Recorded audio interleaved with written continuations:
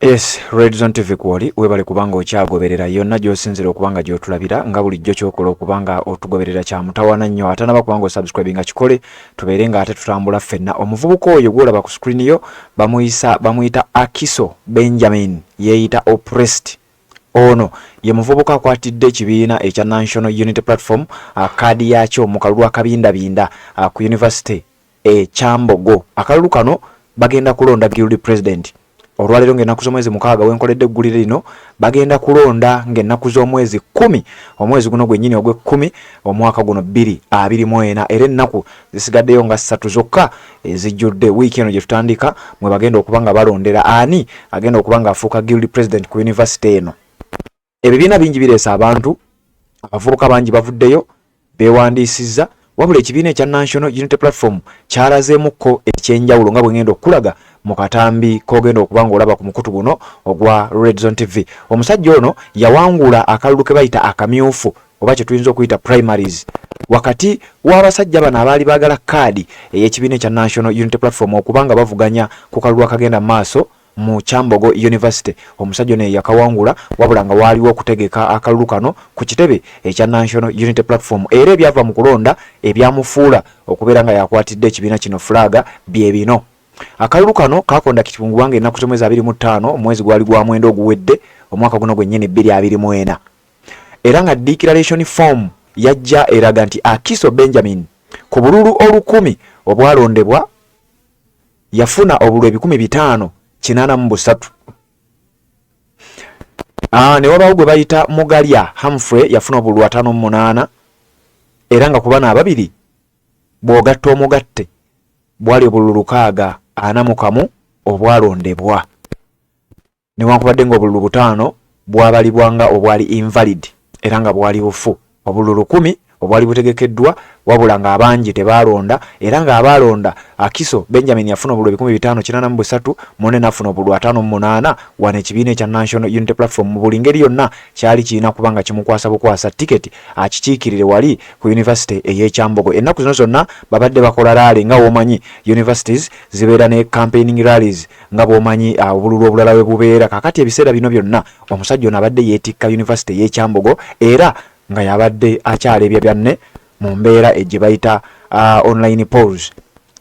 Kakati we twogerera gwampuliriza ku mukutu ogwa Red Zone TV abasajja bano nga bwe ngenda okulaga mu katambi bagezezzaako okubanga bamulemesa, bagezezzaako okubanga bamuterawo emiziziko okulaba nga alemesebwa nga bwe nakusomera ekibaluwa luli newankubadde nga bakyegaana. Ngenda kujja n'akatambi nkulaga akatambi embeera nga bwe yabadde olaba omuvubuka onamanyirwa nga Akiso Benjamin kiki kye yakoze ku University e Kyambogo, amasanyalaze ge yataddewo, obunkenke bwe yatadde ku banne abamuvuganya n'embeera endala nga bwe bitambula. Mukutu gwa Redson TV weebale kubanga okyagoberera, nzikiriza nzijewo akalango kano nzije nkuwe akatambi olabe Akiso Benjamin kiki kye yakoze ku University e Kyambogo.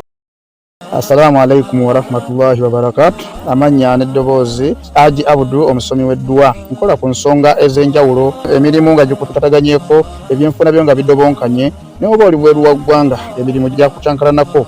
Jangu kusomere ku ddua okubeda nedda eddua zaabaawo, eddua zisomibwa omuntu n'oterezebwa mu mbeera yonna ebadde ekwesibyeko akanyaga. Nina ekyoto kye nsobola okukumira wadde oli bweru wa ggwanga nga toli kumpi wano n'ofuna omukisa ogwo nawe n'osomerwako ku ddua nga nkuteddeko n'akabaani. Allah ajja kukusaasira, ajja kwanukula. Kuba ku namba yange y'essimu 0752 44 71 56 ne ku WhatsApp kwendi mpereza obubaka sobole okukuyamba. Assalamu alaikum wa rahmatullahi wa barakatuh.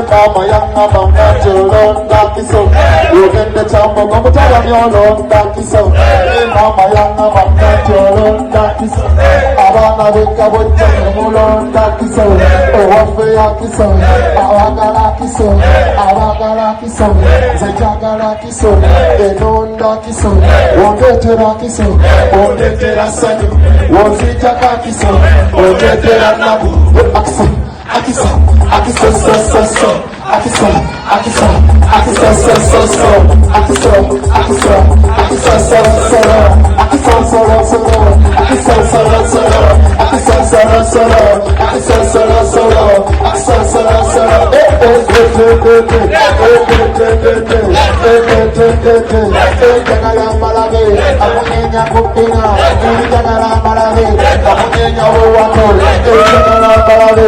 Mujinira kiso, mama kiso, omwana mulungi, omwana ambisa, omwana sobola,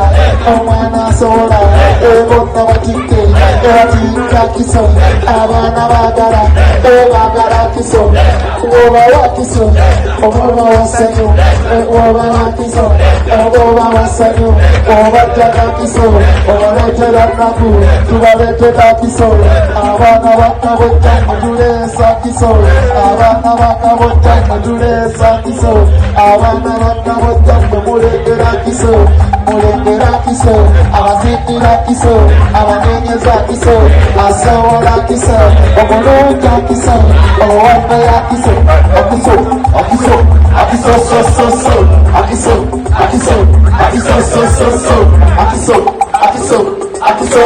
so. Assalamu alaikum wa rahmatullahi wa barakatuh. Amanya n'eddoboozi Haji Abdul omusomi w'eddua. Nkola ku nsonga ez'enjawulo, emirimu nga gikutataganyeko, ebyenfuna byo nga bidobonkanye, ne oba oli bweru wa ggwanga emirimu gya kucankalanako. Jangu kusomere ku ddua okubeda nedda eddua zaabaawo, eddua zisomibwa omuntu n'oterezebwa mu mbeera yonna ebadde ekwesibyeko akanyaga. Nina ekyoto kye nsobola okukumira wadde oli bweru wa ggwanga nga toli kumpi wano n'ofuna omukisa ogwo nawe n'osomerwako ku ddua nga nkuteddeko n'akabaani. Allah ajja kukusaasira, ajja kwanukula. Kuba ku namba yange y'essimu 0752 44 71 56 ne ku WhatsApp kwendi mpereza obubaka sobole okukuyamba. Assalamu alaikum wa rahmatullahi wa barakatuh.